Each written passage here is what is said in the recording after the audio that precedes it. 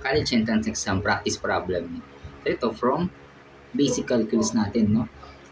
So find the derivative of y equals x to the fifth times sine 4x. Okay? So i-differentiate natin, okay, dalawang function siya.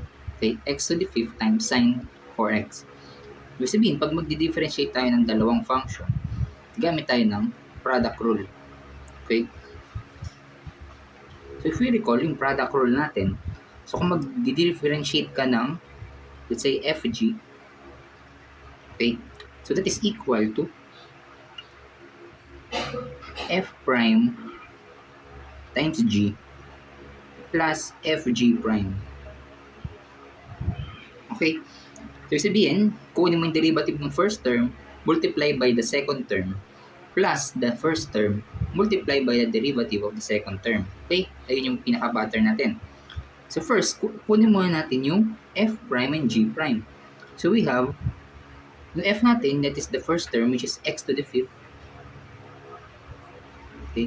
Then yung g natin is yung sine 4x. Okay? Now, f prime, okay?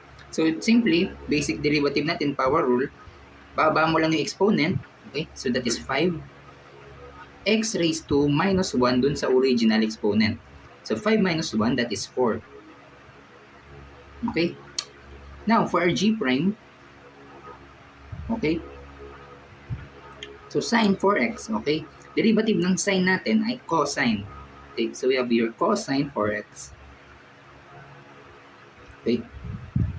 But since we're using the chain rule, okay?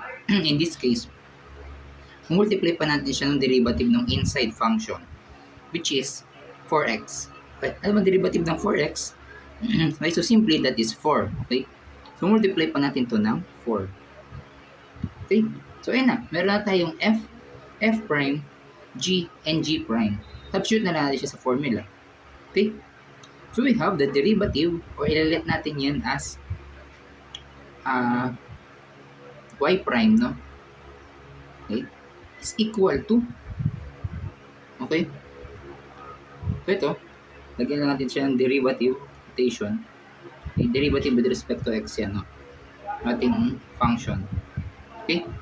Substitute lang natin. The derivative is equal to y prime, which is 5x to the fourth, times yung g mo na sine 4x. Okay? Plus f. Okay? Plus f, which is x to the fifth, times g prime. Okay? G prime natin ay 4 cosine 4x.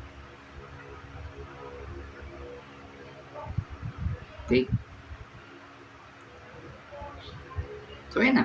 Simplify na lang natin. So our derivative is y prime is equal to 5x to the fourth sine 4x. Okay? Plus 4x to the fifth cosine 4x. Okay? So ito na yung ating pinaka-final answer, no? Okay? So yun lang, ginamit lang natin yung product rule. So 5x to the fourth sine 4x plus 4x to the fifth cosine 4x, which corresponds to option B.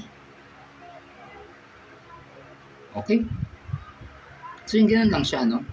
Using product rule natin.